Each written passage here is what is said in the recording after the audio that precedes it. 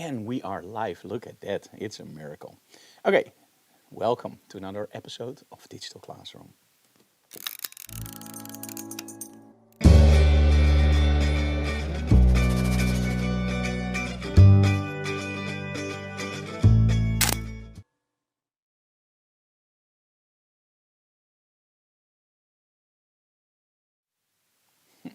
Okay guys, hey, welcome in our studio in Emmeloord for another episode of Digital Classroom. So what is Digital Classroom?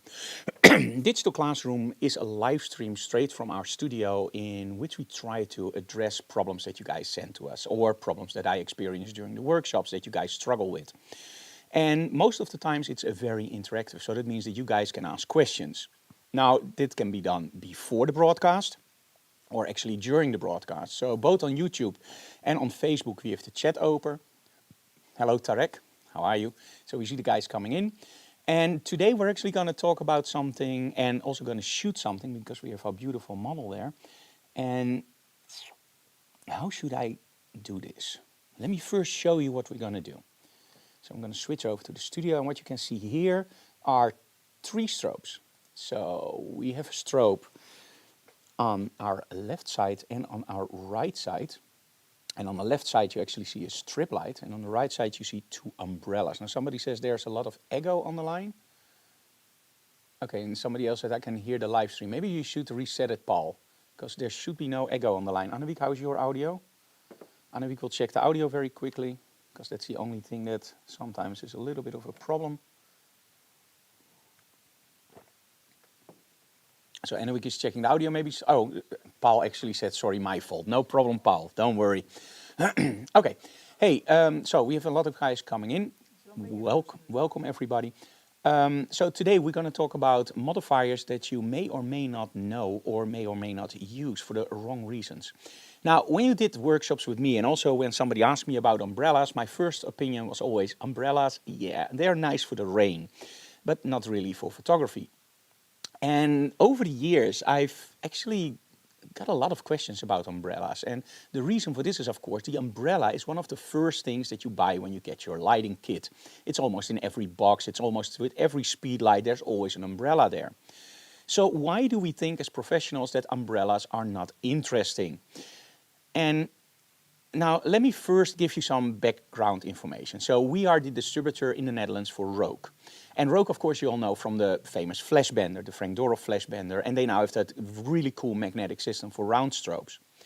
But they also have modifiers for big strobes now, and those are the first umbrellas.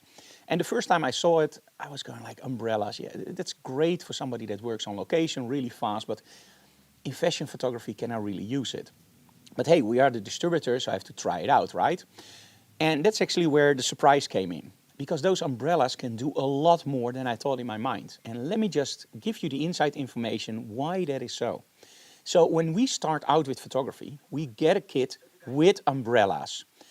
Now the problem is that at that moment we don't master our lighting yet. So Annemiek, can you please turn it off?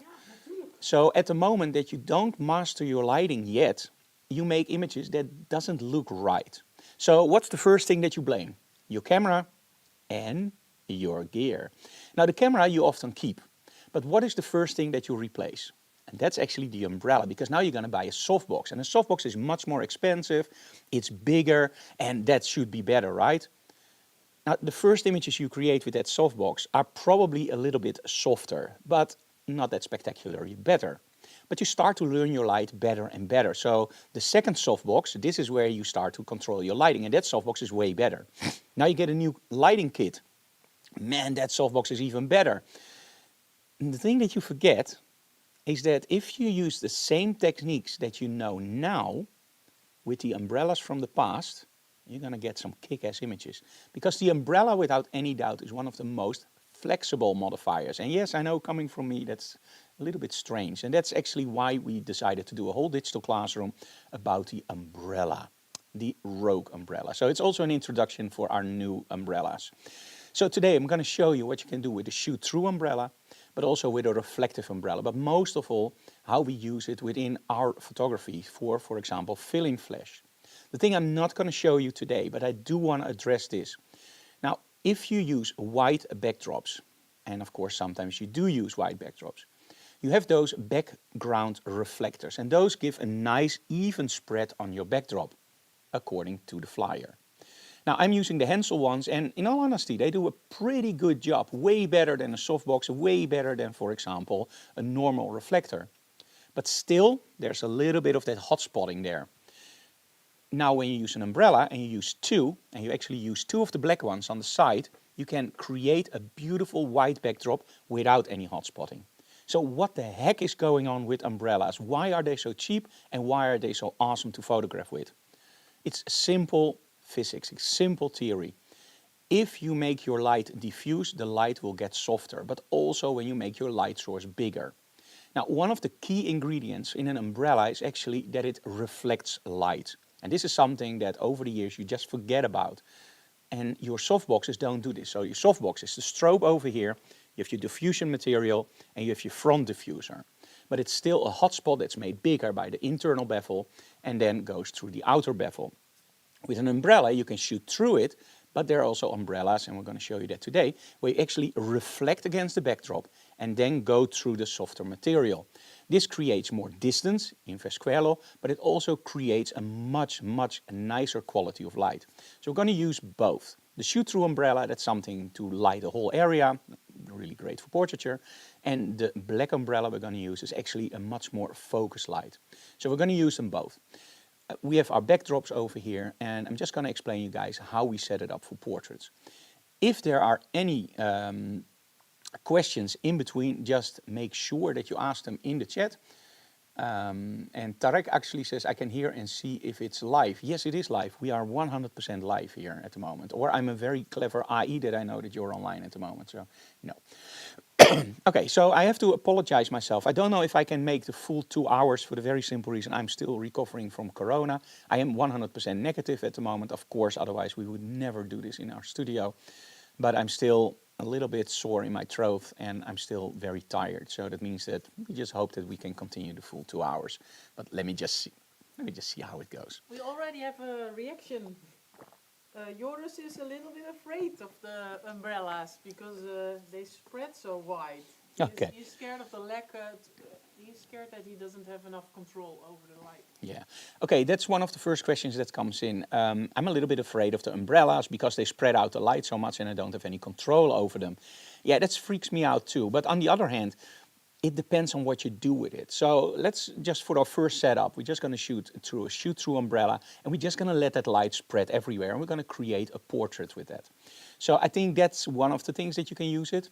The other thing how you can, of course, use the umbrellas is the reflective umbrella. So that's the other one. And that's actually where you have way more control over your lighting because it's not a round subject that you use. Remember the dome from the magnetic system from Rogue? The first thing I always tell people, it makes light omnidirectional.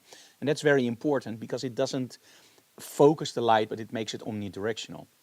When you look at a shoot-through umbrella, it's round, so that spreads the light everywhere. So you can imagine that it freaks you out unless you want that light everywhere, for example, for filling light. The other umbrella is similar to a softbox. It's half round, but in the front there's that diffusion material. So in essence you have a round softbox. And that's the one I actually like the most. The white one I mostly use for filling flash. We're going to do that also today. And the black one, that's the one where we really can make high contrast portraiture, light from above. And that's the nice thing about an umbrella. It's small, it's easy to transfer, and in the studio you are just very flexible. Okay, so again, if I don't make the full 2 hours, I make sure you guys have a great episode, but let me see how far my voice goes. Annemieke, are you ready to take over from me? Of course. Okay, Annemieke is going to take over. I'm going to leave it up to her.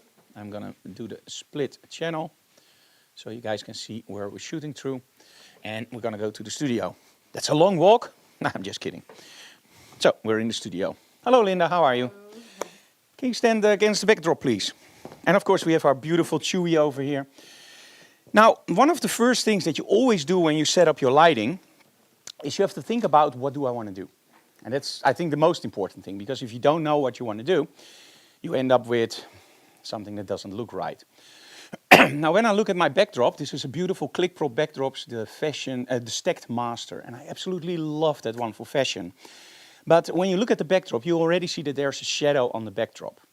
And that creates three-dimensionality in the backdrop. It's one of the things that I absolutely love about that one. However, if I place my lighting on the wrong side, for example on that side, I shoot into the shadow. It is totally weird because our mind, our mind will literally see light on this side and shadow on that side and goes like, what the heck's going on? So when you set up your lighting, make sure that you check in your backdrop for shadows. And sometimes you have to stand really close to the backdrop depending on the brand and just look at how it was lit. Now if you have a backdrop that doesn't have any shadow work in there, I should highly recommend getting something like, for example, Click Pro backdrops. For the very simple reason they do have those shadows in there, and that really helps out by photographing it. It makes it much more three-dimensional. Okay, so the shoot-through umbrella. Well, this is the most simple version of an umbrella, and it's literally a shoot-through. So what happens is your light hits the umbrella and it just spreads out. Now the cool thing about an umbrella, and you may or may not notice this, let me first give it a little bit more room. There we go. So let's aim that. Oops. Let's not do that. Let's aim it a little bit higher. And there we go. Okay. Now the first thing you see is the distance. And there's a shaft going through the strobe or under the strobe, depending on the brand. For example, with Ellingram, they go through the strobe. With Hensel, they go underneath. And with Profoto, I believe they have also a holder on the bottom. The first thing you have to do is make sure that you know how much light you want to use. And this is the first thing that I really like about umbrellas. You can go far and look on the ceiling. So you can take it off. So now you have a bare bulb covering a lot of lights. But if I put it back in, and you look very closely at your umbrella, at one point, let me just tighten that a little bit less. Sorry, wrong one. There we go. You can see that I'm actually going to focus my light more towards the front. And now, I hope you can see it on the camera, there's this black area over here. So now I have a smaller light source. And I can literally do it up to here. So now I have a very small light source. So if you are afraid that you don't have control over your lighting, remember that that shaft can make it further and less further away. I normally, for this kind of shots, I will just do it like this and fill it out nicely, just a little bit of an edge. So this looks very nice. Okay, let's place our lighting next to our model.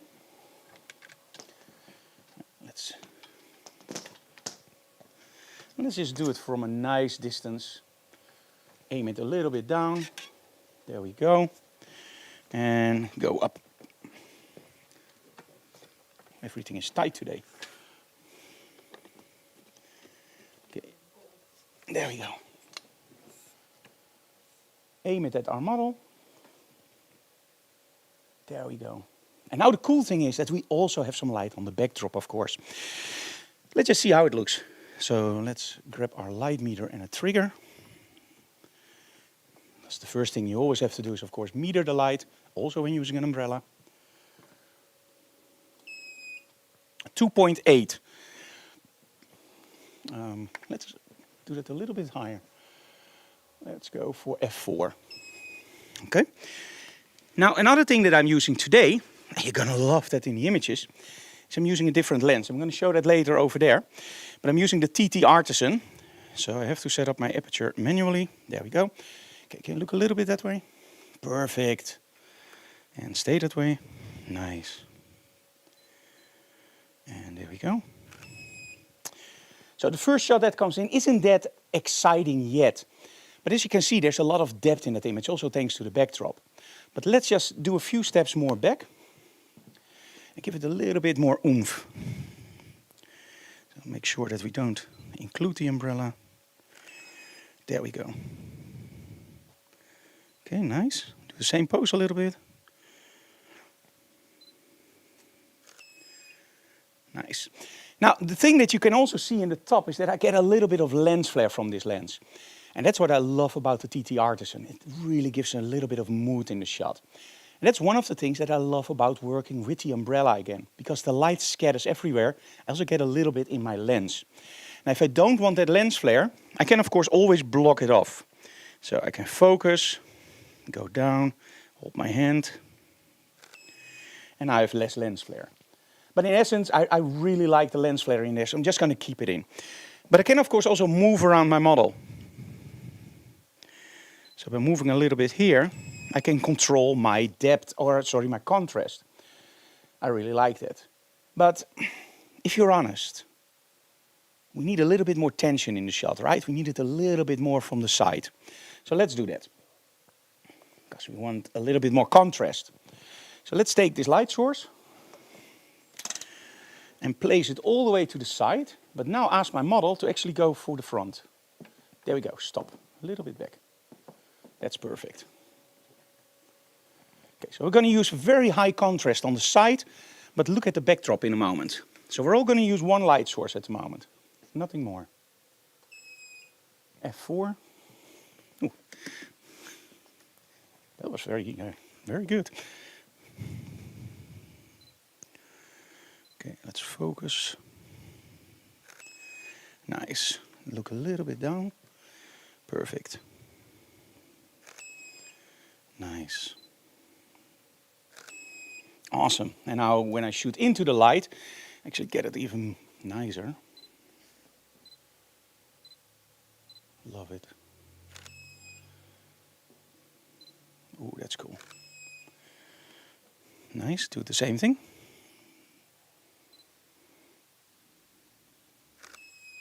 Awesome. So now we have way more contrast. And in this case, I'm only using the sides of the light. So one part to light our backdrop, one part to light our model. Now let's say you want a little bit light on the backdrop, but more on your model. No problem. That's the nice thing about umbrellas again. Use the sides of the light. So we're just going to aim it forward. And just angle it. There we go.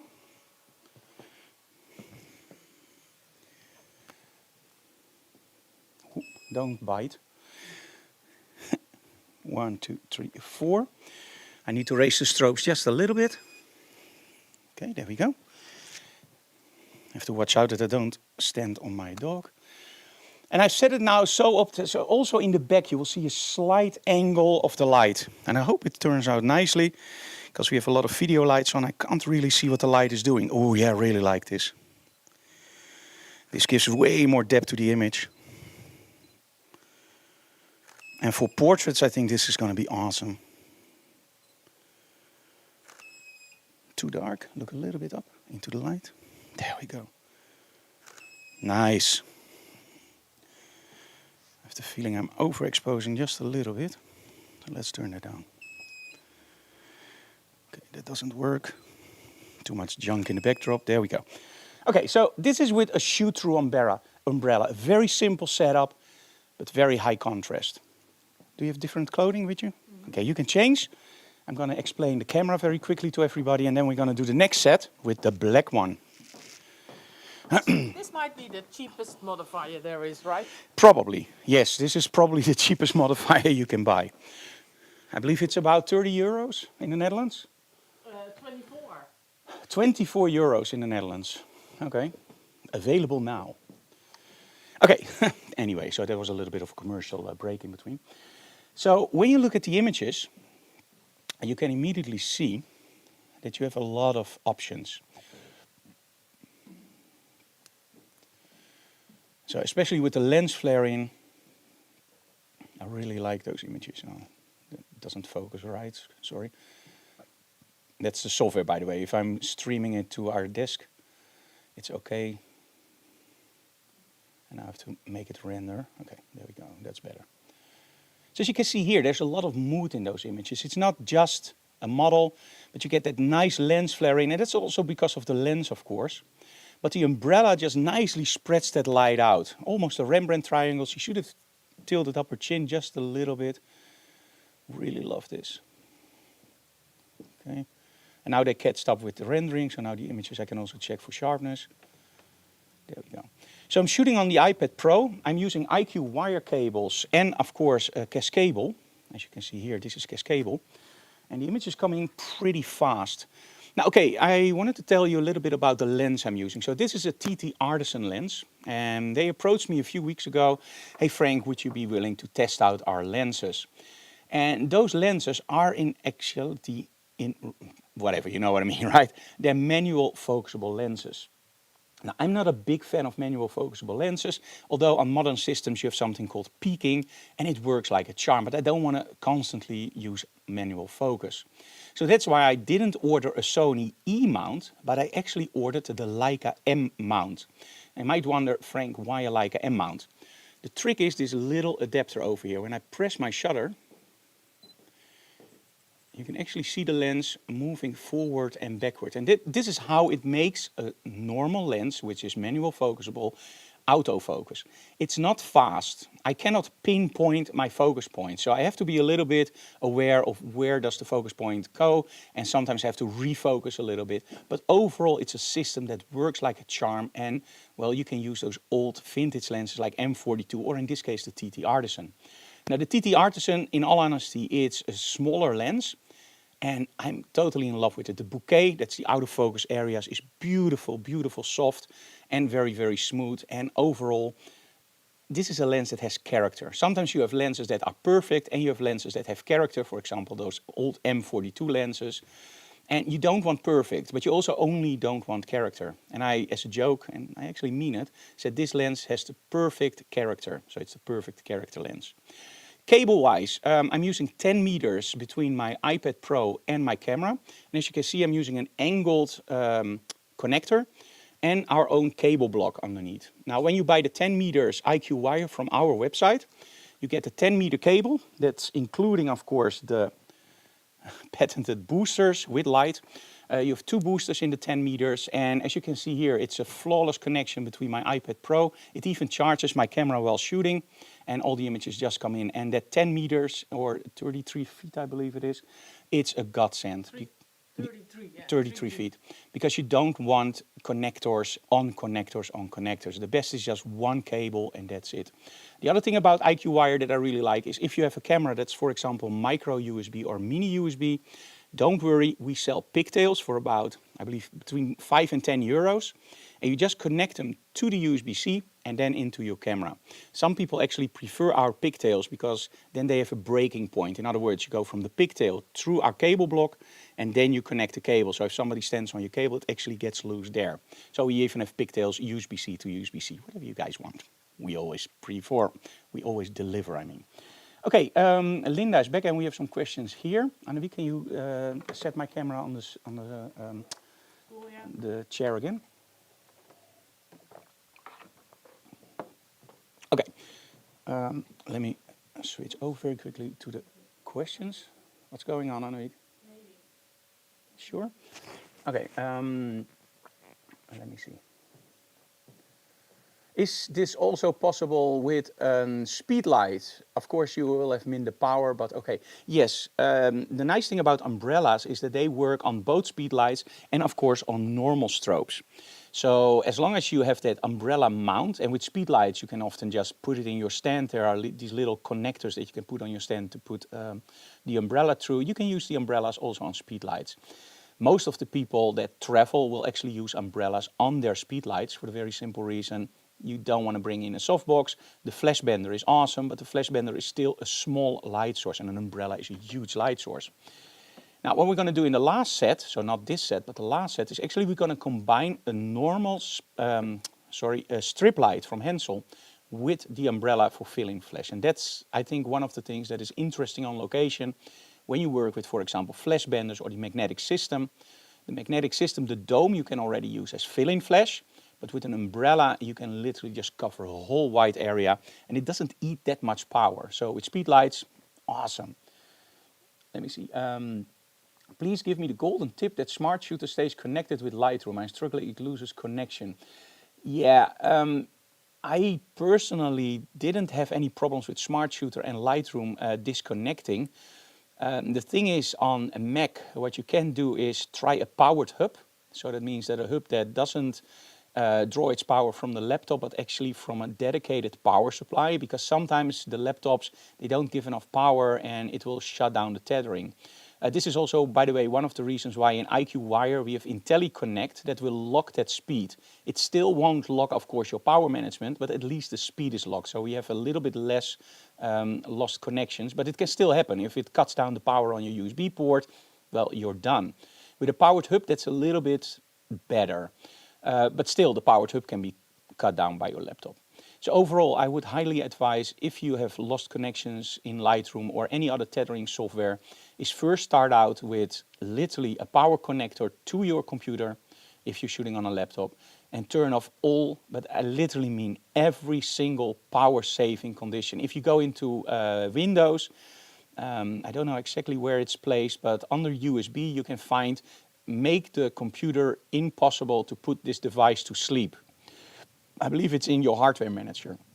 Always make sure that the computer isn't allowed to shut down USB devices, because that's where a lot of the tethering problems comes from. So I hope that helps out. Smart Shooter with us was pretty stable on the Lightroom. The only problem was, and that's the reason why I'm shooting on the iPad at the moment, is the speed. I really like that when I shoot 10 images in a row, that those 10 images come in really, really fast. And with Lightroom, I always had this feeling that it was a little bit lagging behind. Capture One is a little bit faster, but now when I'm shooting on the iPad Pro, it's just amazing. It's so incredibly fast. Okay, so we have our model for our next setup. Oh, and a week also has a question on Facebook. Well, not a real question, but more like a remark. Can you use the shoot-through umbrella in every environment, even if your studio is not dark? Okay, can you use the shoot-through umbrella in every environment, even if your studio isn't dark? Yes, you can use it in every environment. The only problem is also, as you can see here, when I have a lot of the studio lights on for filming or for the live stream, I can't see my modeling lights. So it's very difficult for me to judge how the lighting is. So when you hear me saying about that line in the backdrop, remember, that's something that I do see, but I have no clue how it will look because there's so much LED light around. Normally during the workshops, we have all our studio lighting, of course, on dimmed or off. And at that point, you can literally just beautifully see what the light does. So that makes also photographing a little bit easier for me. But overall, yes, in a dark studio or in a light studio or outside, you can use umbrellas. The only thing where you have to be careful outside is actually when there's a lot of wind. But it also goes for softboxes, right? So they are wind catchers. And this is actually why the next umbrella we're going to show you has a nice glove. I just call it a glove. It's a diffusion material, and that one is a little bit less, of course, also prone for wind, because now it's a flat surface. So overall, let's just see what happens. And every softbox and every modifier can be blown away by wind, so I would rather be blown away by great images. Okay, we're going to change the lighting setup, and we're going to change the backdrop. So let's switch over to our cameras and backdrop. Okay, Anouk, what are you doing? Oh, you're going to take that one out. Oh, you don't have to help me with the backdrop, because we have a click prop backdrop system, and that's awesome, because I literally have a remote control. Ha! How about that? Isn't that awesome? So let's change that backdrop. This one is nice, but for this shot, I want something very dark. Very dark. Our brown punch master? Brown master punch? Brown master punch. Oh my. What's in the name? Okay, so for the next setup, we're not going to use our standard umbrella anymore. We're going to use the black one. And this is without a doubt one of my favorites, because of the sleeve or the glove. Ja, erg hè. Oh. Dankjewel. Thank you. Okay. Oh. Let's start off from a distance. I'm going to do several setups with this one. Let's just start with a very nice... Let's just do a very nice butterfly. How about a butterfly? You like the butterfly, right? Of course, yeah. Yes. It's one of the most flattering light setups. So, the butterfly lighting. Okay, Anouk, do you have the right camera angle? Yes. Awesome. The butterfly lighting setup is pretty simple. It's straight on our model. It's actually the most simple light setup you can do. But yeah, don't use your strobes on camera. Make sure that they're off camera, because if you use them on camera, you will get red eyes. That can be nice for Halloween, but overall it's not something that you want in your images.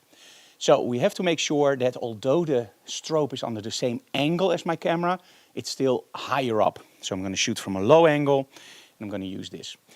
Okay, in a moment I'm going to turn it around so you guys can see. First, let me show you the results. F8. Okay, that's a lot. So go down. Let's end up at 5.6. Oh, I actually went up, sorry. You could have warned me. You could have warned me when you saw I was going up. Yeah, you like me failing, right? No. Okay, so this should be at 5.6. Yeah, but on the camera it should be 5.6. Okay, so very straight lighting setup, very, very simple. And what do you get? You get something like this, which in my opinion is nothing wrong. This looks very, very classical. This looks awesome, right? Just look at the colors. It pops like crazy. So let's do from a slight angle. Oh, love this. Look at that arrogance. Love it. That's what we need in a fashion. The nice thing about this umbrella is actually that she has a lot of ways to move around. She can move to the left, she can move to the right, because the light is almost everywhere, because it's pretty far away. Let's do one close up. Wonderful. Okay, and one a little bit further away. Watch out for Chewy. Nice. Can you tilt your head a little bit that way? Perfect, that's what I need. A little bit straighter up your head. There we go, that's perfect. Okay, let's focus. There we go. Oh, I really love this. So this is just with the umbrella straight at our model. And this is something that mimics a beautiful softbox with a silver inlay. Just with an umbrella and a sleeve. But let's make it more interesting, because there was this question about, hey, I'm afraid that I can't control my lighting. Now again, with a shoot-through umbrella, we create something that's omnidirectional. So that means that the light goes everywhere. With this one, we're actually creating a much tighter light source on our model. So that means that we can literally steer the light. So let's start out with a little bit more like a Rembrandt triangle. So can you do one step forward? Perfect. And now, because I'm also using it from the side, I hope I can get a little bit of light on the backdrop, not too much, and a little bit of light on our model to create that Rembrandt triangle. Let's turn on the light meter, that works way better. There we go. 5.64, 1, 2, 3, 4. So that should be 5.6. Awesome. Can you look a little bit that way?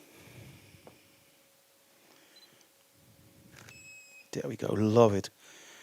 And as you can see, it's still that beautiful soft quality of light, but way more focused.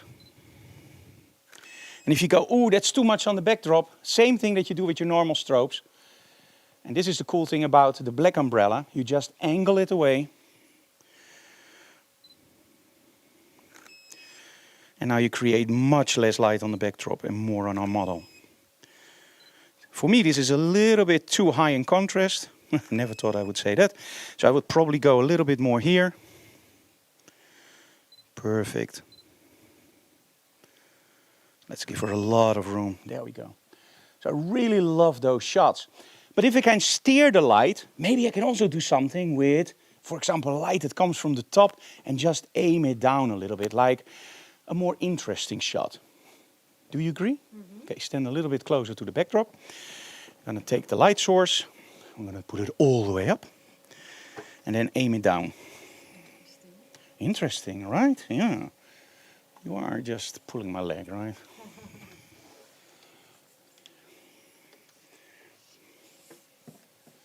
So let's aim that down. That's the great thing about boom stands. Boom stands are a must in a studio, literally. I would never ever use a studio where there is no boom stand. Well, I can do it, but I so much prefer boom stands because, as you can see here, now I have my strobe out of the way, so I don't see the stand, and I can literally aim it up, angle it over our model, and create something really interesting. I hope. We never know. So let's have some light from the top.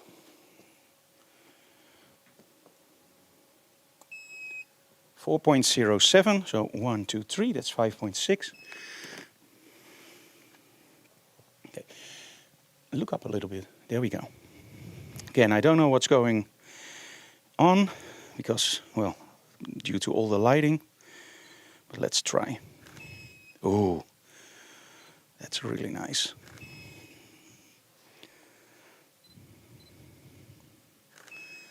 Love it. Wow. Look at how it shaped that light. Isn't that pretty? So let's give it a little bit more contrast. Don't you agree? We need more contrast. Yes, we do. Okay, so let's turn that down. And aim it almost above our model, like this. Very close. The only thing is, now we have something called the inverse square law. It means light falls off over the distance. And that means that at the moment, we get a lot of light on one place, and then it falls down very fast. So let's see how that looks, and how we're going to solve that, if we need to solve it. 8.02, 1, 2, 1, 2, 3, 4, 5, 6, 7, 8, 9, 10. So it should be at 5.6 again. Yep. Oh, sorry. It's very enthusiastic. Okay. And look a little bit up, but not too much. And I think something with your shoulders, what you did, yes, that's very nice. Love it. A little bit of a winter feel. Nice. I don't even need fill-in flash for this. The quality is just stunning. Love it. So as you can see, one of the most simple modifiers, one of the modifiers from actually where we all say we don't use umbrellas because that is for beginners. An umbrella, that's something that you get with your lighting kit. Don't use it. Look at the images you get. And do remember that if I want to get images like this from a softbox, I'm talking about maybe 400 or 500 euros. An umbrella starts at 24 euros. And this one is a little bit more expensive. I believe this retails in the Netherlands for 93. And we have a whole kit for 125. 125 on our. Yeah, we put a link in the chat and we put a link in the description where you can buy the umbrellas. We do have them in stock in about a week, I think, right? In a week, because they're still very they are ordered. We are waiting for the packaging. Yeah. So when we look at the image now, I really like it, but I want to open up those shadows a little bit. Now, of course, you can use a reflector. We have this beautiful triflexion, bijvoorbeeld, over here, which I absolutely love to use. But for today, I don't want to use the triflexion. What I want to use is light in light. Now, we already talked about how light spreads out, omnidirectional lighting, and of course, also lighting that's very focused. Now, when I look at this shot, it's light that's pretty focused. It's also very close to the model, so the light fall off is pretty fast. But on the bottom, I would like to open up the shadows a little bit, but also on the face. For me, this is a little bit too much. So for this, what we're going to do is we're going to take the, ooh, that's far away. We're going to take the white umbrella again. And we're going to use that under about the same angle as the black one. And that's very important. We don't want double shadows. Or we will get double shadows, but we don't want them to be, oh, hey, double shadow. We want them more to be like, is there a double shadow? Maybe. So we're going to pull this down. There we go. Gonna aim this at our model. There we go. Turn it on. And what I'm going to do is I'm going to put it on the lowest setting first. And I want to show you guys exactly how we meter this. Now, we all know that our main light is at 5.6. Now, if you want to have detail, there's a very simple trick, and that's actually dividing by. If you use a spot meter, it will give you the value for 18% gray.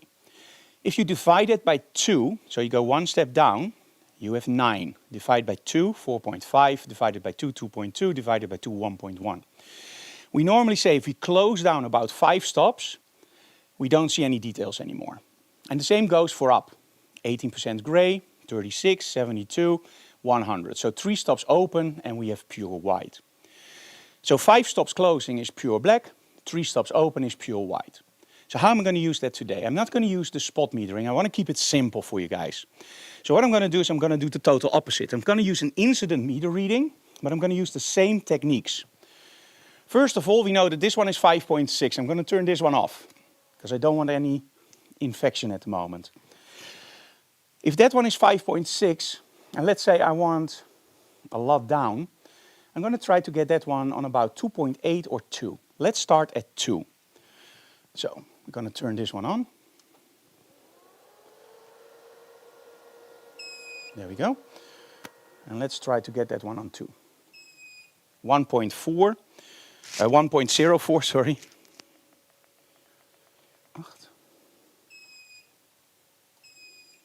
2.0. Awesome. Now when I take a shot with only that umbrella, I will get this. And this will look terrible, so don't worry. This is supposed to look terrible. There we go. So very, very dark. But this is on the lowest setting, so 2.0. Now, do you see that I don't see any detail in her dress? Or sorry, in everything underneath, the whites. And that's because I'm using an incident meter reading. Remember that trick I told you with 5 stops down, or sorry, 4 or 3 open, is that you actually use a spot meter, which I didn't do now. So why did I take this shot? Watch this. When I open this one extra, so we now have 2 light sources, it will register in the image, but probably not enough. So look up a little bit and cross your arms. Oh, that's nice. Love that. So there's a little bit extra detail in the bottom, not enough. So now we're going to cook with light. I'm going to add 1 extra stop, 4.9 we are now. Okay, perfect. And this should be enough. Remember, 4 stops down was too much. I'm now 3 stops down and this is actually perfect. Look at that very, very nice fill-in of the shadows. It's still nice and contrasty, but I now have so much more detail. So I really like this. Now if you go like, ooh Frank, but it's still too contrasty. Now look at this. I can change the whole look of the image without really changing the look. What do I mean with this? The look of this image is that very striking contrast on the model's face from the light from the top. That nice light fall off down. Even when I open this one up, another stop, so now I'm 1 stop under our main light source, it still keeps that intensity. And by the way, you can also do this with softboxes, of course. There we go. Girl, you rock. And you see that this is almost a sculpted light quality. So really, really dig this. Ooh, that's a nice portrait.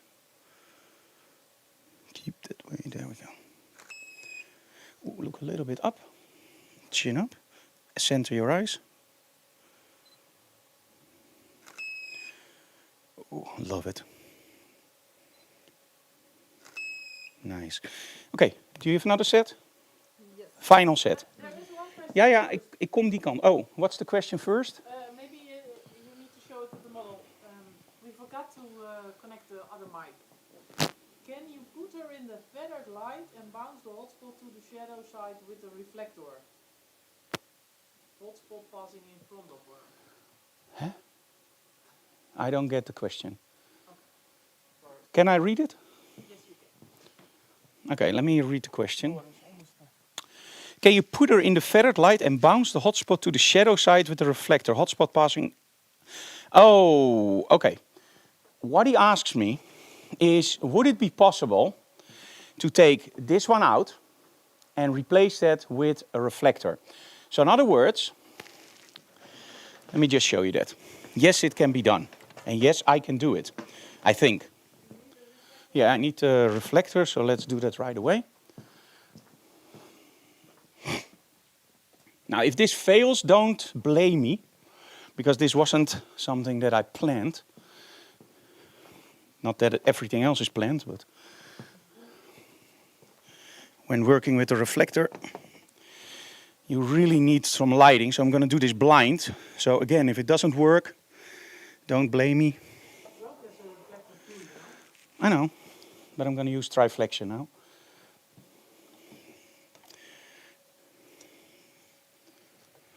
A lot of people love it. Nice.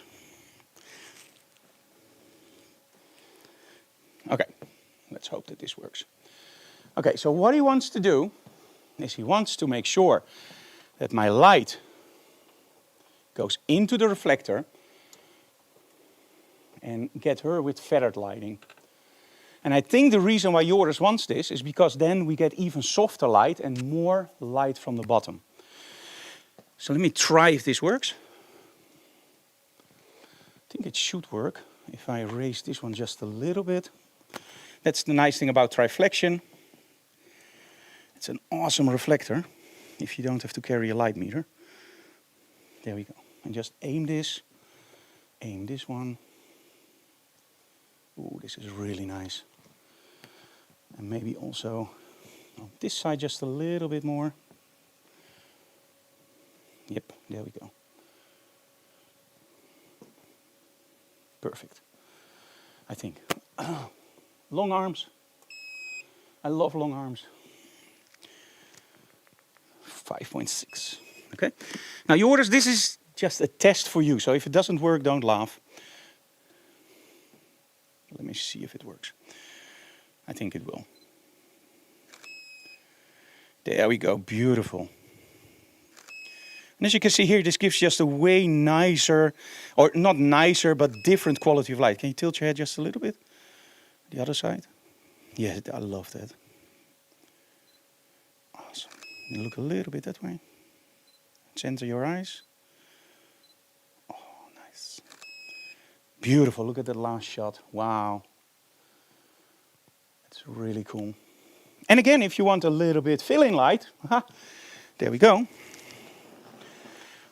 For example, if you still think it's a little bit too dark or you want a little bit more on your backdrop, just bring in this one. In this case, I would probably use it from here. And because I'm already using the reflector, I would lower it another stop. And look that way.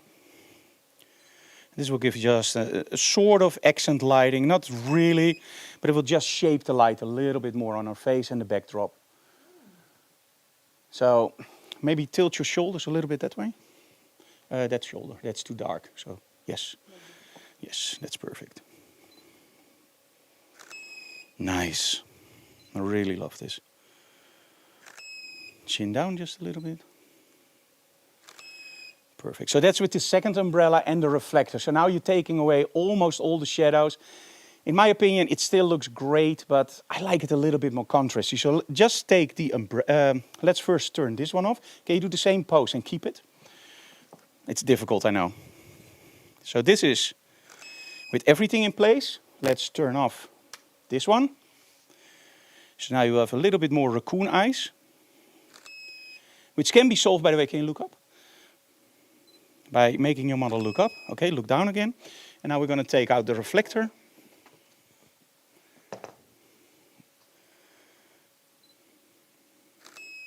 And then you have something like this. So the reflector really helps.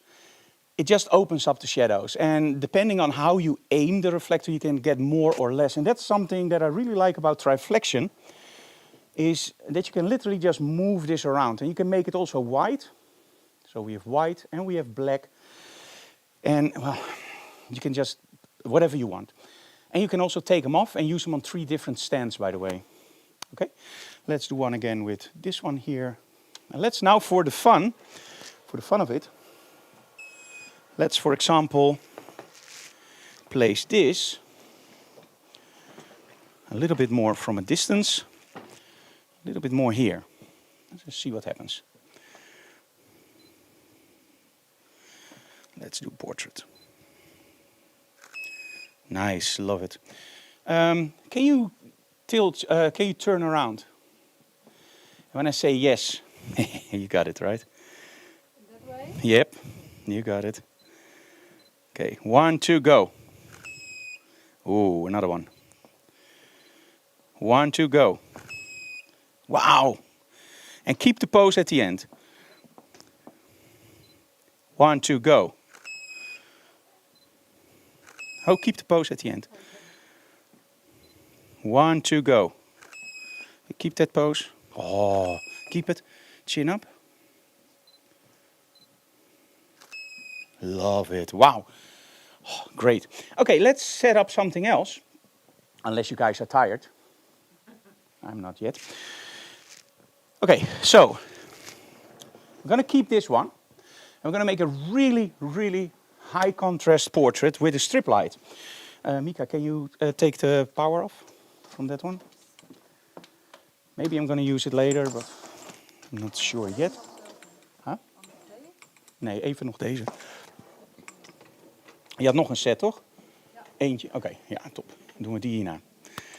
That's Dutch. In case you don't know. Okay, let's set something up that I really like. Should we power down the other umbrella? No, oh yeah, we can power it down for now. But I just want to show the guys how light in light works when you use it with different strobes. Okay, let's take that one up. This is without a doubt one of my favorite setups when using a strip light. I'm going to explain to you in a second why. But this is literally awesome.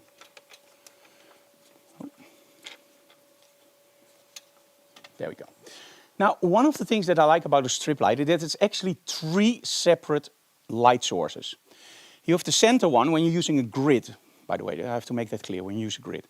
When you use the center one, all the light will go straight through to our model. Harsh light quality, pretty harsh, but still nice. But most of all, a lot of light. Now, the more you go to the sides, because it's a rectangular light source with a grid, the more the light will fall off on the side. So you will get less light output, but also softer light. Now, what I'm doing here is a little bit like a sandwich technique. I'm aiming one part at the backdrop to create a very nice beam of light on the backdrop. The center part, I'm not going to aim at my model because I'm going to ask my model actually to move forward and stop. A little bit that way, stop. This is perfect. Now I'm going to meter the light on my model, and that's when I have my base setting for this setup. And this is a very powerful one, really cool. 2.8, that's too little. 1, 2, 3, 4, 5, 6, 7, 8, 9, 10, that's f4. And that's f5.6. Yep, perfect. Now I'm wondering why I'm doing it this way. My light setup is in 1/10 of an f-stop, and the light meter is also on 1/10. So when I want to go to 5.6 and I see 2.8, I now have to add 20 clicks to my strobes. 10 for f4 and 10 more for 5.6. Okay, let's take a shot. Just look a little bit that way. Oh, perfect. Nice. And as you can see, the strip light is actually much harsher than my black umbrella. It's of course depending on what you like. But in all honesty, I think the umbrella did pretty well. Okay. Now, this is the one that I like.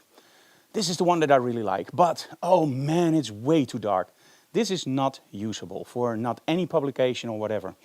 However, that light of beam on the backdrop, that nice contrast on our model, that's what I like. The only thing I want to do is just erase those shadows a little bit. So let's take out our umbrella, but not going to use it from this side. We're actually going to use it as a sort of accent light. And now it gets a double function. It will create light on our model because it's omnidirectional, but it will also create lens flare because I'm using that TT Artisan lens or my black diffusion filters. So we're going to shoot through and make sure that you aim it away from your backdrop because there's also a lot of light coming from the back, of course. I hope I'm still in the frame. Yes, you are. Okay, perfect. I was worrying about power. Okay, so I need a little bit of light on our model, so not everything, this is everything. I need the sides of my light on the model, and I want to make sure that nothing hits my backdrop. Well, there will be a little bit on my backdrop. So we want lens flare and fill-in. There we go. Oh, that's nice. Look that way, yes. Try that. Okay. For that shot, which I really like, I need to switch over from main light to accent light. So that means that I have to raise that one a little bit. Okay, perfect. And now I've actually created the light setup. Okay, can you turn around to the other way, to the other side? Perfect. Now again, I have a little bit of spill on my backdrop that I don't like, because it takes away a little bit of that depth. So what I'm going to do is I'm going to block that off with a flag. So let's grab a flag.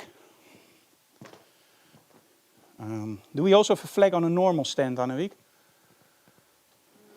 Because this takes up a lot of space, and I don't have a lot of space there.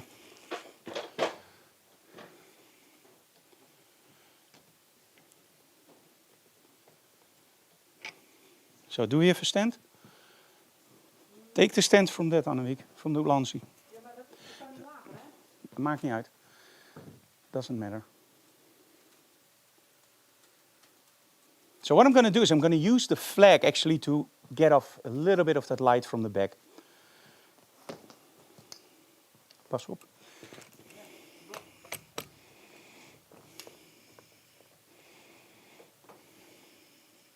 Okay. Oops. These are the worst stands of your life, literally. And it's not a famous brand, so don't worry. But when you buy stands, make sure you buy proper stands. These were one of my first stands with boom arms, and yeah, they are literally terrible. So don't buy too cheap. You will regret it. Okay, let's see if I can get it on the other side. Yep, there we go. But why not put it on the other side of the umbrella? What, Annemiek? Because I want to block the light from the back, Annemiek, not from the front. I want to make sure that there's no light hitting my backdrop anymore. And when I take this out, there is light. And when I place it next to it, I hate this stand. It's really terrible. Okay, guys, I'm just gonna leave it so for now, but it doesn't do the thing that I want it to do. But I have too little room. Okay, so I'm using the flag. It will do a little bit.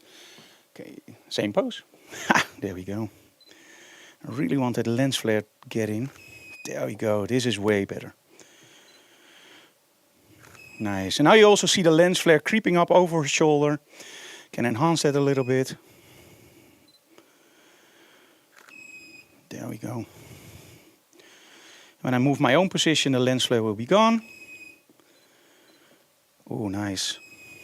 Or change it a little bit to here, and you have that nice lens flare in again. Now, if you want that lens flare better and more powerful, just raise the strobe. And because we blocked off our back now, and it's actually working pretty well, let's do something weird. Let's go for F8 on our main strobes. Sorry, on this one. So really opening up the power now. And let's hope I don't blow out our model. That's a serious problem. Okay, look that way again. There we go, love this. Now what you see is mostly lens flare. Because if I change my position, it's a little bit less. But as you can see here, there's a lot of light also hitting her arm. And that's something that you don't want. So how do you prevent this? You can of course say, okay, lower the output of the strobe. Because if you lower the output of the strobe, less light is hitting our model. But we want lens flare, and for lens flare we need to open up the strobes to give more power. So what we do is the feathering of the light is the sides of the light. She's already hit by the sides of the light. We're just going to move it forward. So we're going to take that strobe and the flag. Just going to move it forward. And you don't have to do it a lot. Just a little bit. Hello? Probably more than enough. Well, let's just open up the strobe even more. Another half stop. Why not? Again, it's a little bit difficult to predict with all the lighting, but I think we're going to be fine. There we go. Nice. Now still I'm overexposing a little bit. So I don't know where that's coming from. Okay, that's better. Now, in all honesty, when you look at the lighting, it becomes really ugly at the moment because we're now going into something that we in Dutch call tangverlichting. And this is lighting that you actually don't really want. So why did I set it up like this? Well, this isn't the final setup. The final setup, what I already told you, was going to be something with lens flare, and you don't see the lens flare yet. So what I'm going to do is I'm actually going to make it much more to the foreground. So I'm going to take the flag out for a second. I'm going to place that back later. And I just want to show you guys like how far you can push this. Okay, so let's move it even further forward. Aim it more towards the lens. There we go. And now put the flag back in for the backdrop.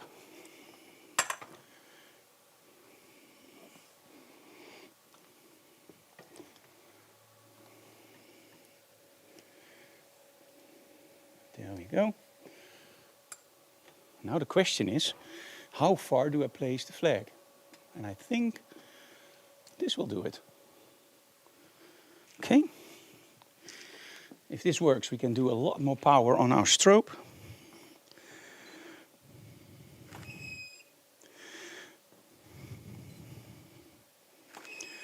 There we go. But now I get a lot of the shadows from the flag, so yeah, not really, right?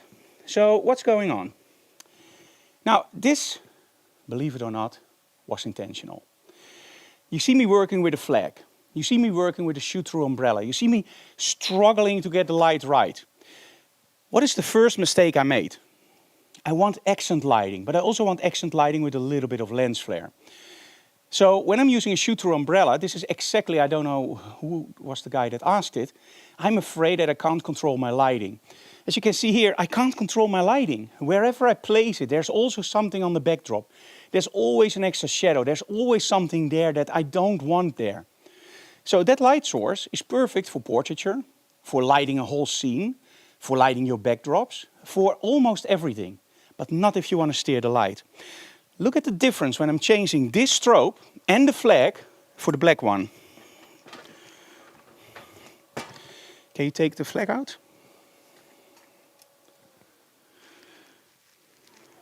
I'll just take it out. There we go. Okay. And then we're going to change this one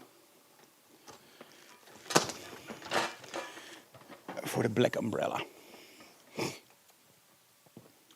If I can find the black umbrella. Where? Oh, there. Okay.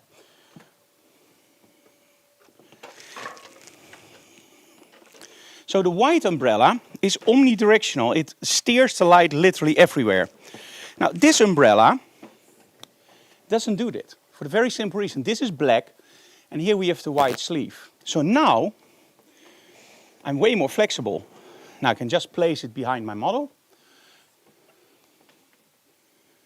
Aim it towards the model, wherever I want it. Maybe a little bit from the top down. Don't have to worry a lot about the backdrop, maybe a little bit, but not too much.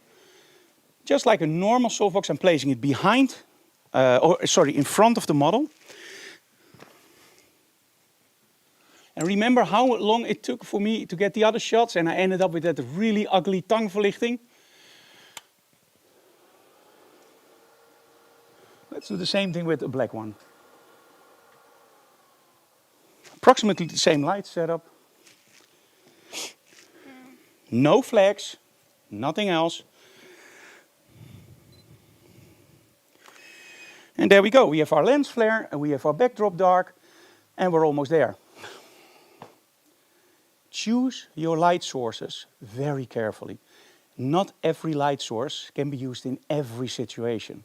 There is a clear distinction between something where you need to steer the light or something where you need omnidirectional light. In this case, we need omnidirectional light because we want more power in that light. In all honesty, it's a little bit too much for me on the model. So we're going to use the same technique, but because we now don't have a flag to worry about, I can just drag and drop it. It's almost like Photoshop. Lens flare in the bottom, or in the top, sorry. And there we go, playing with light. With just an umbrella. And a strip light. Ah, okay. Clamp lighting, yes, that's it. Very ugly. Okay, look the other way around again. And do you see that I now also have a setup that works both ways? Now, in all honesty, when she looks that way, she's looking straight into the lens flare, something that personally, yeah, that's not really my thing. So look the other way around again.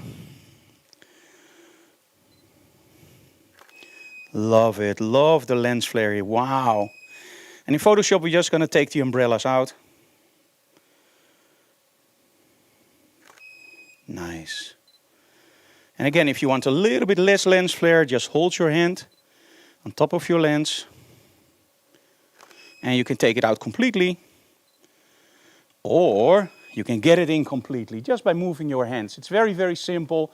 It's a super powerful pose. Kinky. Okay, one more. Chin up just a little bit.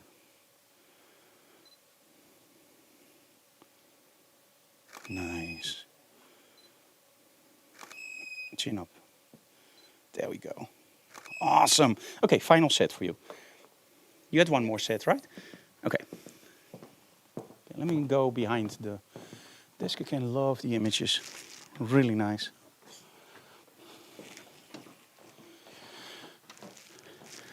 Okay. Let's change back to my camera. And to the screen.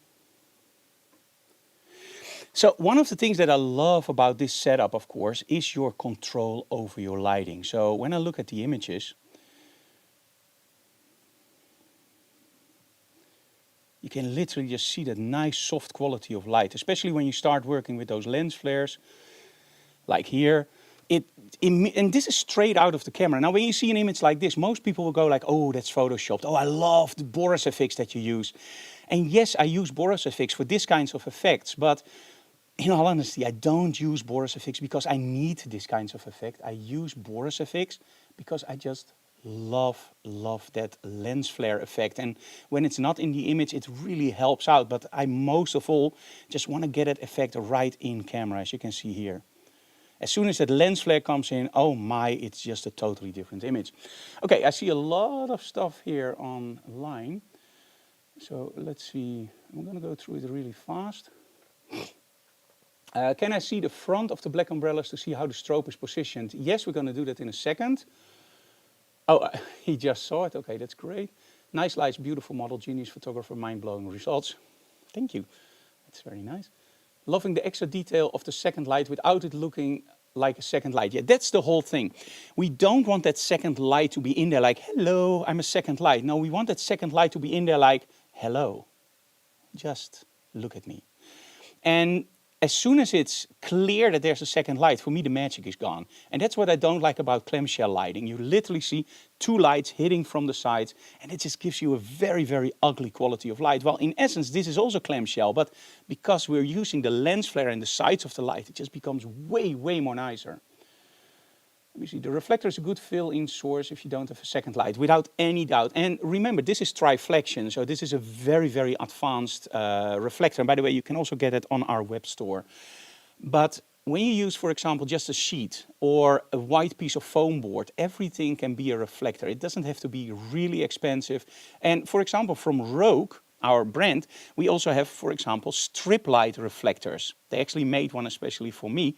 And that one I sometimes use because with a round reflector, I never got a really nice satisfying result. There's always the sides. I don't know how to place it. When I place it in holders, it just flips over. So I asked them like, hey, can you make one that's rectangular? And that works like a charm. but still I prefer to use strobes, because with strobes, I don't have a reflector close to my model, so she can still move around. And of course, with strobes, I can literally aim it, and I can use it, for example, as a fill-in light. Let me see.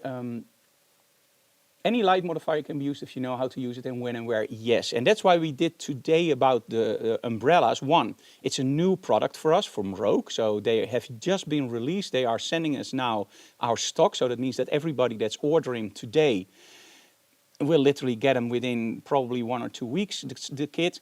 And that's something that just triggers me, like, hey, what can I do with an umbrella? And it started a little bit as a joke, like, okay, I don't like umbrellas, let's just see what we can do with it. And then that coin fell, and I hope, or the light went off. Like, why didn't I like umbrellas? I love the outcome. It's a beautiful light source. And then you start thinking back like, hey, I didn't like umbrellas. And then I went back into my portfolio to really old images. And you saw what I shot with an umbrella, and you immediately know why I hated umbrellas, because it looked like crap. But it was not the fault of the umbrella. It was my fault. I didn't know how to light it. And then the umbrella is just so incredibly cheap. Okay, somebody says, Frank's new Speedlight Magic book is an excellent guide to using modifiers and speedlights. Yes, it is. I'm going to show you that in a moment. Let me see. I just wish if you had combined both versions of copies, I mean printed and digital for a better price. For the book, that's something that we don't have any control over. So if you want the digital version and you already have the book, just email me. Email me with your receipts from the book, and I will send you the digital version for free, no problem. That's something that we do for our followers. So you don't have to buy it twice. I wish I could remember every f-stop without thinking about it. I can do it in camera, but not from my memory. Yes, somebody says experience. Yes and no. It's also a lot of fakery. What I remembered is actually the full f-stop. So now 2.8, f4, 5.6, f8, f11, 16. And I don't know anything else. So everything in between. I sometimes just go like, yeah, that's somewhere in between. The third f-stops, I don't know. So what we did is we actually printed a small business card with all the f-stops on it. So if we have a student that really struggles with f-stops, and I can manage because I know the full f-stops. But if you have a student that really struggles with it or is just new, we just give him that little cheat card, and it just works like a charm. And in essence, as soon as you know it, it's not that hard. Let me see. Can you use a large softbox with grid on a speed light, or do you need the power of a strobe to fill the whole softbox if you can't get any dark spots at the camera? Okay, this is a very good question. Can you use a softbox? Let me first go to full camera. Okay. Can you use a softbox with a grid on a speed light? Guys, you have to realize one thing. A speed light is exactly the same as a studio strobe. It's a very, very small light source. A lot of people think that studio strobes are big light sources. They're not. They're small light sources. Just look at the flash tube. It's large, but it's still a very, very small light source. Now, why do studio strobes have the idea of soft light, big light? Because we use big modifiers. If you use a speed light, you have exactly the same amount of, maybe a little bit smaller, but you know, it doesn't matter. Between this or this, that doesn't really make a difference. I'm not going to say that, but probably some guys know already what I mean, right? So anyway, but we have to keep it child-friendly. So the difference between this and this isn't really that big. The thing is, on a studio strobe, you of course start adding big modifiers. And on a speedlight, somehow you start with, for example, a bounce guard, maybe the flash bender, maybe a grid, and you go like, hey, that's small. Place those speedlights in a big softbox or an umbrella. And the cool thing is, when you go to Manfrotto, for example, they have these holders where you can place in 1, 2, 3, or 4 speedlights. You just aim them around, and then you can use an umbrella or a softbox or whatever you want, and you have more than enough power. Also for speedlights, do remember that a speedlight has something called HSS, high speed sync. And that means that outside, when I go outside with my strobes, I need a lot of power. Because, well, my strobes don't have HSS. They are still shooting on 125th of a second X-sync or 1/200 if you're lucky. So for outside, I'm using a neutral density filter to literally just make my depth of field shallow if I want to do a day-to-night shot. With speedlights, you don't need a lot of power because of that high-speed sync. 2 speedlights and an umbrella will give you almost enough power to blow away the sun in most situations, especially in the Netherlands. Now in California, that will be a little bit more difficult, but then you just need 4 speedlights and an umbrella. But the grid doesn't really take away a lot of light, maybe half a stop, and that's about it. Now, one way around this is actually light tools. They're very expensive, but they're worth every cent. Light tools, and maybe also other brands, they have so-called gray grids. Now, many years ago, I don't want to take all the credit for that, and probably somebody else already thought about it before me, but at one point I was playing around with speedlights from Rogue and the black grids. And I just, in my mind, I asked John and Eric, I said, can you print a white one? I don't know why, but maybe. They sent me a few white ones, and immediately the light beam, of course, became a little bit bigger, but we got more light output and we didn't get those black hot spots. I also call it shimmering effect. So find a manufacturer that delivers white and preferably gray grids, because those gray grids will take out those hot spots, that shimmering effect, and it won't lose that much of information in your lighting. Think about this: when you bounce about black, it takes away the light. When you bounce around gray, it still keeps a little bit of that light intensity. So that's why in our studio we actually only use gray grids if they are available for that strobe. Okay, sorry for the long explanation. I hope you guys appreciate that. Now, you were talking about the book about the speedlights. I have something way cooler for you guys. So I have to take a drink anyway. So let me just start this one. And this is available now. Hey guys, Frank here, and we have a brand new tutorial for you guys, and it's called, well, you already see it in front of me, Speedlight Magic.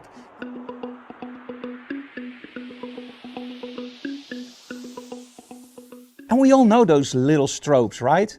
But did you know that those strobes are incredibly creative, that you can do almost anything you want with them? Well, this is the video if you want to know more about the speedlights. We're going to talk about the techniques like high speed sync, first curtain sync, second curtain sync. We're going to talk about fighting daylight, how to mix strobe, what is flash exposure compensation, what is zooming, and a lot more. But we're also going to talk about stuff that's really important for your workflow. What about the perfect remote controls?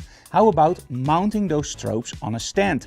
What is a boom stand? Why do you want to use it? And of course, what are my favorite modifiers?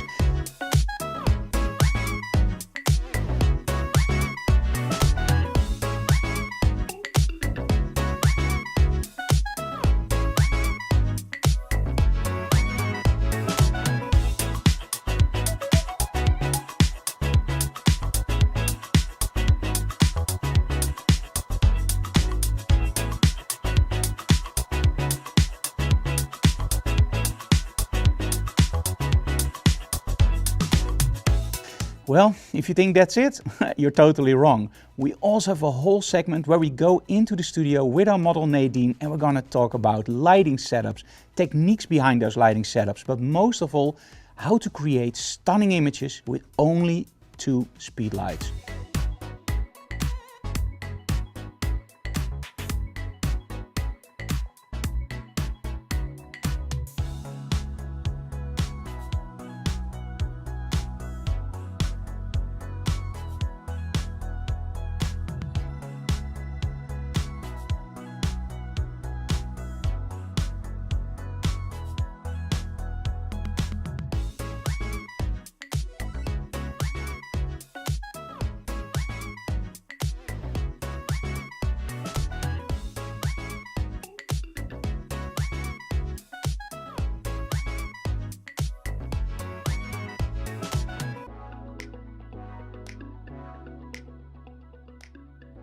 Does that sound interesting to you guys? It sure does to me. So join us on Speedlight Magic, available now.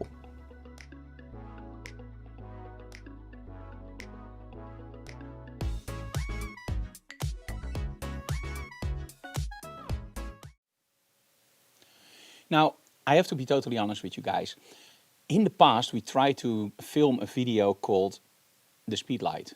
And we did this whole video with Nadine and another model, and it was awesome. It was maybe one of the best things I ever did. I'm just kidding with you. The only problem was, and this is a tip in between, because sometimes people think that pros don't make mistakes. Now, I don't see myself as a pro, but literally somewhere in between. But we did this whole video and it looked absolutely awesome. The only problem was we had to delete everything because with the camera viewpoints, there was only me or the model. And we didn't use a third, well, we did use a third camera, but the third camera was also further away on the model, further away on me. What I forgot was that there have to be scenes in a video where you actually have two people in one scene. This is also what we do, of course, with Digital Classroom, so we don't make those mistakes anymore. And somehow it always triggered me like, man, I really want to do that speedlight video, but hey, life happens. And at one point, of course, the classical masters happened and the light meter happened and then creativity happened and, well, a lot of things happened. And as soon as Rogue released that magnetic system, we got so many questions from people like, hey, what can we do with this system? What can we do with flash benders? How does a speedlight actually works when you zoom? Like, what do you do with a speedlight? And I decided, you know what? We're just gonna record a new video.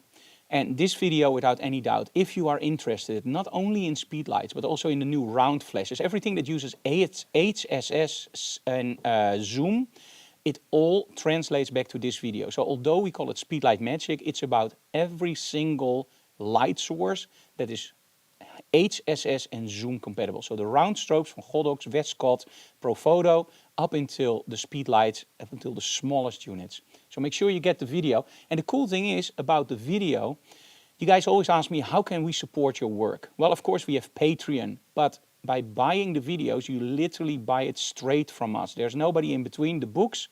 There's somebody in between that takes the money. But with the videos, you literally, every time you buy a video, you help us out. And trust me, also in these times, we do need your help, right? We give away a lot of stuff for free. And of course, Digital Classroom is sponsored by Rogue and BenQ. So those are awesome. They've done it for 10 seasons already. Or 10 seasons or more. How many seasons? Digital Classroom, this is the 8th season. Oh, 8 seasons. So they're going to do it for 10 seasons, I think. So BenQ and Rogue, of course, thank you so very much for supporting us. But you guys can help us out with Patreon or our videos. Now, a little bit about Rogue. Rogue is, of course, a sponsor from the start. And what Rogue does is they deliver material that really helps photographers out. And what I mean with this is there are so many brands on the market that will deliver you something that looks great on paper. You start to use it and you find out that it doesn't really work. It doesn't really fit together. Or if you're in a hurry and you don't pay 100% attention, it will fall down because you didn't click it right. And this is something where Rogue is very, very good in. Also with the flash bender, bend the light. Not just use a bounce card where everything goes up, bend the light. And now with the umbrellas also. It's a smaller size umbrella than normal umbrellas, so they are easier to carry. They're very, very lightweight. They just think about photographers because let's be honest, the umbrella, you don't have to reinvent it. But what they did, they just made a new product, lighter, smaller. It's just easier. So even if you already have umbrellas, these are awesome. And of course, BenQ, sponsor also from the start. And if you look in our studio, we have a lot of BenQ screens. And one of the things that I love about BenQ is actually their price point versus quality. There are a lot of brands out there that are very high priced and that are very, very good, don't get me wrong. But BenQ somehow managed to that fine line between what you pay for is still a lot of money, but when you get the monitor, you go like, wow, this is worth every cent. And the main thing about a monitor when you start to buy a monitor, and this is a tip, we get questions up so many times, so this is why I address it. Make sure you buy a monitor that has hardware calibration options. Now, when you buy a monitor, you don't really pay attention to this because you don't know it. But when you use a monitor that doesn't have hardware calibration, you always calibrate the software inside the computer. So your video card. Now think about Photoshop. When you use curves and you draw 2 points, that goes okay. But now imagine drawing 10 or 11 points and start pulling. You will start to see artifacts. Smoothness is gone, it just doesn't look right anymore. Now, I'm not going to say that a monitor that's not hardware calibratable will look like crap, but you will see that there is a slight saturation, solarization effect sometimes in nice colors. For example, a blue sky can be a little bit, well, not smooth. As soon as you use a monitor that has hardware calibration, you're using the LUT table inside the monitor. That has way more bits, so you get way more steps, meaning everything will be much smoother. And often this doesn't really add to your cost. An Adobe RGB monitor, hardware calibratable or software calibratable, are often very, very close to each other. but if you don't know where you look for, you might end up with the wrong monitor. If you want any more information, of course, about BenQ or calibration, just let me know in the comments below, and we'll do a separate episode about that, or I will just answer you if it's an easy question. Okay, let me see. Somebody else said, in your book you mentioned Cactus. I believe Hong Kong-based Cactus has ceased operations. That's news for me. I didn't know that. The reason I mentioned Cactus is for a very simple reason. They have a system, and I also explained it in the book, that is multi-level. In other words, not multi-level marketing, of course, but it's multi-level. That means that if you have a Fuji or a Canon or a Nikon, you can still use the same system. You just change the trigger on your camera. We actually use Nissin ourselves, and this has a similar setup with their open frequency. So when their open system, sorry. When I teach a workshop, I can just give my remote controls to everybody that uses Canon, Nikon or Sony. We have them for all three.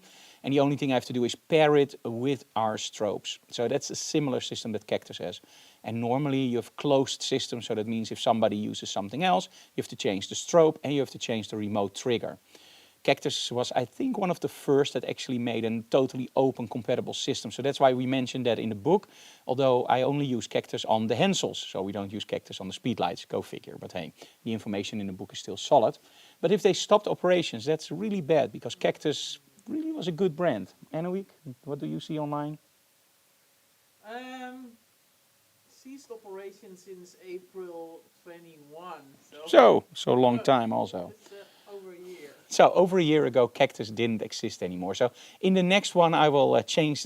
Probably I will change that over, or I will say they don't exist anymore. Find something similar. If somebody, by the way, is watching this and knows something similar to Cactus, so where you can use all brands just mixed together with strobes, just let me know, because then I will rewrite that chapter and I will mention your name, of course, as thank you. Okay, for the final setup, because my voice is killing me a little bit at the moment. We're just going to play around with a beautiful backdrop from ClickPro Backdrops. It's the the Brown Punch Master. It's one of the backdrops I think that should be in every studio for the very simple reason. It just works like a charm, and it works in many, many different ways. So I want to use the black one, and I just want to use it very, very simple. So let's see if we can create something that's interesting. We're going to do several setups. I'm just going to move the light around, and let's see what we can do.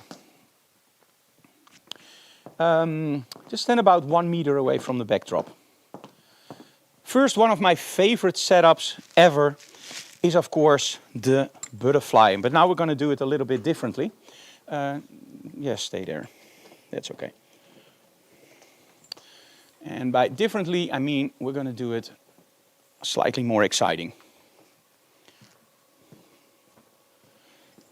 This is one of the main disadvantages of this strobe, or a boom stand. I'm not going to hit you. I'm not going to hit you. I'm going to try to not hit you. Yeah, I think this looks nice. Chewy, do you agree? Do you agree? Yeah. Do you want to be on the picture? Do you want to be in the picture? Yes. Do you want to be in the picture? Yes. You want to be in the picture? Yes, you're a nice doggy. Don't worry, I'm 100% perfect. In my mind, sorry. Not perfect, of course. But, okay. Hold it in front of the area when correctly lit. F8.0, so let's go down to 5.6 again.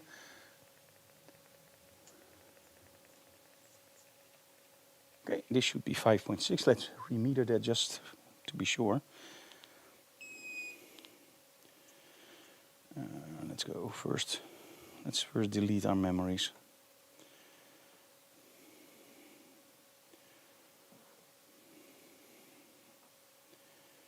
All memory clear. Okay. 5.60, perfect. Okay. Straight on, very, very simple lighting setup. Under an angle. And we get something like this. When I shoot it from the other side, I think it looks a little bit better. Okay, look at me. Perfect. That's nice. Look at the shaping. Wow. Eye centered. Yes, there we go. Chin up just a little bit. Just want to make sure that there's... Ah, wow, look at that. Okay, so this is one. Now, of course, we all love the Rembrandt lighting too. So let's just move our light, just to show you how easy it is, to the side of our model.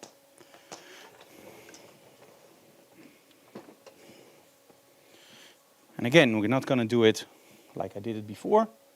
Do it a little bit nicer. There we go. Sorry, I have to look you straight in the eyes for the cat slides. I know that's a little bit creepy, but...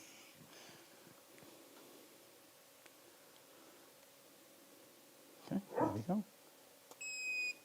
Okay, 1, 2. 5.6. Okay, there we go. Just look down just a little bit. There we go, look at that. Okay, a little bit more my side. There we go, wow. Nice, a little bit more. Tilt your head just a little bit. And again, with studio lighting, you can see it a lot better. Now with all the video lighting, it's very hard to literally pinpoint that lighting. There we go, that's it.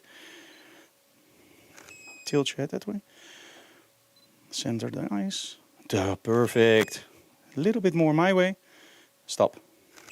There we go. There we have a little bit. Take one step forward. Perfect. There we go. That's the Rembrandt lighting. Awesome. Very high contrast, very nice. Let's say that we want a little bit more of a beam effect. I'm still using the same light source. You can stand against the backdrop, please. And now, what we're going to do is we're going to aim this up and aim it down. Slightly different than we did before. Because, hey, we do want to make sure that it's different every time. There we go. And just loosen this a little bit. And I want a nice beam of light on the backdrop, just straight to our model. So let's aim this a little bit away. There we go.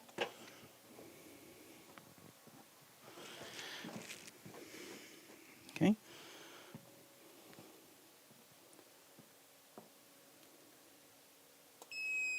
Okay, 5.6. I'm very lucky with my setups today. Okay, nice. This is one of those light sources where I love the shadows on the backdrop. Normally I'm not one for 100% shadows on the backdrop, but hey, in this case it really adds to the image.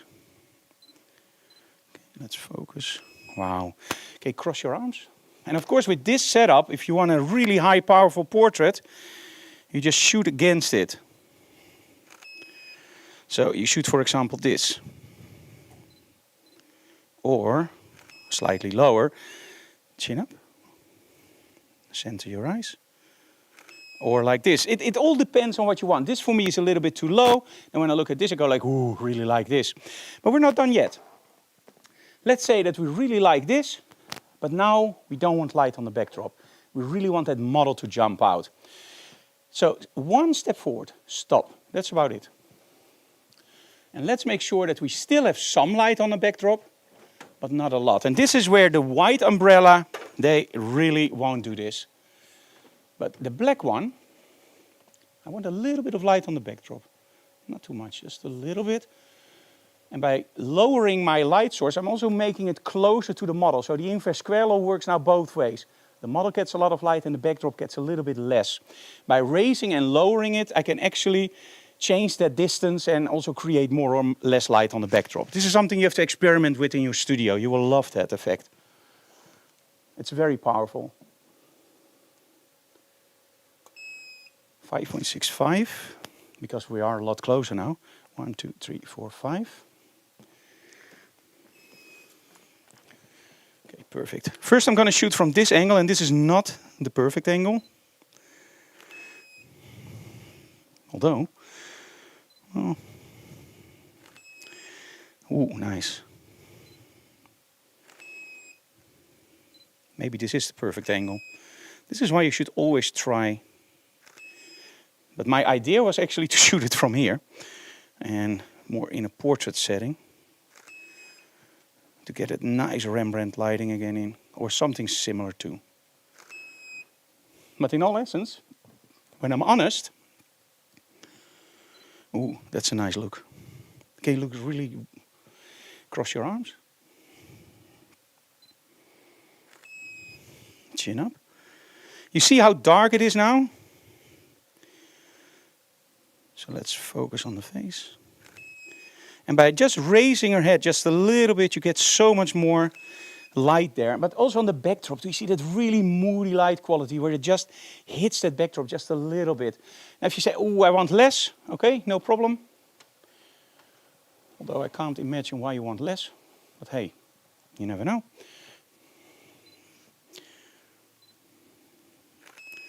There you go, so now you have a little bit less. But in my opinion, I need a little bit more. And see how easy it is. Just move it around. And now look at this. Now the light really captures around my model, so I have high contrast. I still have my backdrop behind my model giving me separation. Maybe even if you put your arms like this. Oh, that's nice. And that one umbrella, oh my, look at this. This is nice. Maybe change your position just a little bit in between. There we go. Or make it higher contrast. Oh, this is nice. Get a little bit of lens flare in. Only thing you have to do is clone out that light source. But hey, that's something that's easy done. Now when she looks at me, that doesn't really work because the light is from the side. This really gives it a nice look. Awesome. Thank you so very much. You're done. There's only one thing you still have to do. And this is actually one of the most important shots of the day. That's of course the shot with the color checker. Now we have to have that a little bit flat, so if you can hold it. Don't put your fingers on the squares. There we go. You already know the drill, right? Awesome, thank you so very much. Awesome. So I'm going to explain in a second why this shot is so important. Okay, thank you so very much, Linda.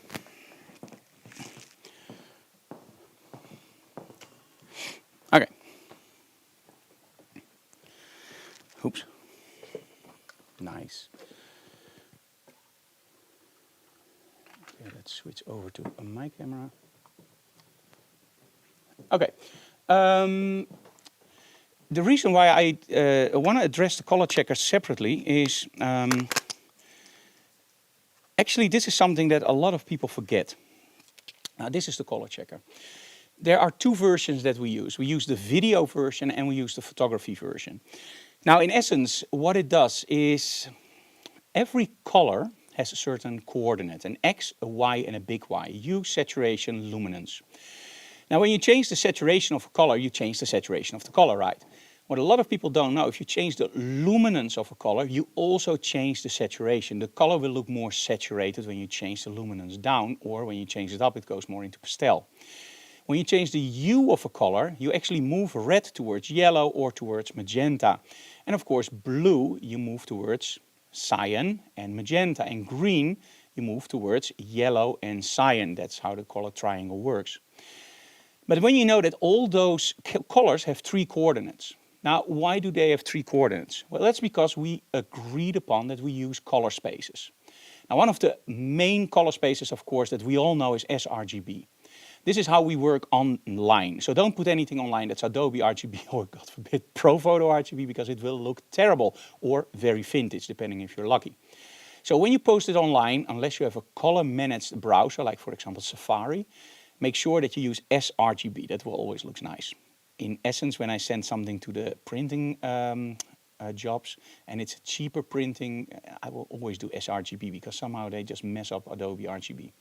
The other color space, of course, that we all know is Adobe RGB. That's a bigger color space, so higher coordinates, right? Different values. And of course, we have ProPhoto RGB. ProPhoto is really huge. Now, when you work with JPEGs, so if you store your images as JPEG, if you're done with retouching, I would highly, highly recommend using Adobe RGB and not ProPhoto RGB. JPEG is a lossy compressive, lossy compression form. But that isn't the most important thing. a lot of people go wrong here. They go like, hey, I can use Profoto, I just put it on 12 and there's no loss. And when you look at your images, you're right, there's hardly any loss. JPEG rules, right? It's better than TIFF, 350 megabytes per image, or 30. Saves a lot of space, right? And if you don't see the difference, as long as you stay in Adobe RGB, you won't see a difference.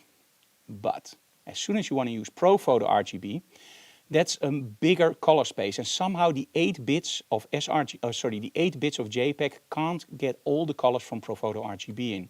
So in the shadow areas, you will see very nasty brown shadows. You will see very nasty graduations. It just doesn't look smooth. It just doesn't look right. So if you ever saw that in your images, check your color space. It has to be Adobe RGB or sRGB if you want to store it in JPEG. Somebody says there's no image at the moment. I hope that there's an image, because I see the image here and I see the image on the live view. So maybe, Sylvia, you have to reboot YouTube. Yeah, I think so. Okay, the other thing is that if you know those coordinates of those color spaces, it makes sense, right, that every color has a coordinate. So why do you use the color checker? Well, this is where a lot of people go wrong. You don't use the color checker to make your camera Adobe RGB or Profoto RGB. No. You use the color checker to give your camera a proper color. When you look at the color checker, let me open it up again. When you look at the color checker, you literally see that there are different squares with different colors. And up here, those are, of course, gray. So when you want to do white balance, I would highly recommend using one of the two more brighter parts to do white balance. Don't use white because you can clip a channel, and preferably use the middle one because that's pretty dark. There's not a lot of noise in there, but you certainly don't push one of the channels out of whack. If you only do white balance, and I highly recommend not, you can also use this, a white balance card. But hey, I would go for the color checker. So what is the tip behind the color checker? Every square has a certain coordinate that is known in the software. So when you shoot with your camera, the color checker, the software knows exactly what red is supposed to be, what blue is supposed to be in your RAW converter. So that means if you're shooting with a Canon or a Nikon and a Sony in one event, you will have slightly or a lot of different colors, and it just doesn't look right. If all those photographers use a color checker and you create a profile for outside and inside, now all those images look almost the same. The main thing why I use the color checker is actually something else. And this is also why I use a light meter and a calibrated display. I love to tint my images, and I do this with presets that I create myself. You can buy them online via our presets. Let me see if I have something here.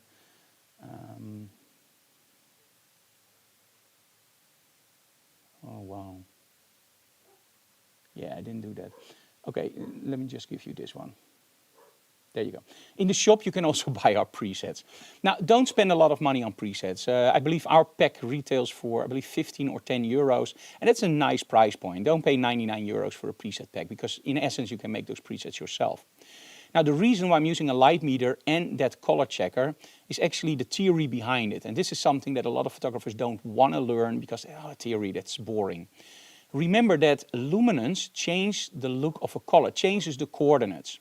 So if you don't use a light meter and you use a color checker, you don't use a color checker. Because if the next setup you raise your lights a little bit, the colors will be totally different. So use a light meter to get the lighting correct, then use the color checker to get the colors correct, and now you have a profile. Now some of you guys are here already going like, Frank, that takes away all the fun. Because what about creativity? What about changing the colors the way that I like? You know what? I love the colors that I like. I love to be creative. But what I most of all love is that when I create a preset that kicks ass, that I really like, I want to make sure that if I run that preset on a laptop that's not calibrated or on any other system, that it gives me the same results over and over again. And this is the cool thing. When I shoot outside on auto white balance mode and everything auto, and I use those presets, on all the images I have to adjust it just a little bit in Photoshop or in Lightroom. However, when I do it on my model photography, every time I use that preset, I get exactly the same light and exactly the same color and exactly the same saturation. So this is why the base has to be solid. You have to make sure that you use a light meter and use that calibrate color checker. Now in the past, Calibrite was called X-Rite, so don't worry, I didn't switch brands, it's just a different name.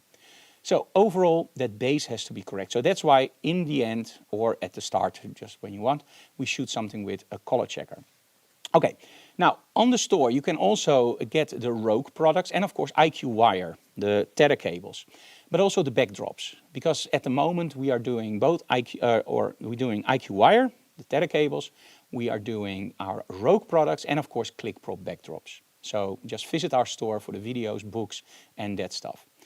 To finish it off, I think one of the most important things when you talk about creativity and when you talk about light meters and color checkers is that you always have to remember that all those aids don't take away your creativity. They just give you a base that's perfect. And sometimes during workshops, I will literally just change that base for something different. If I want more mood in my image, I will underexpose by 2 stops.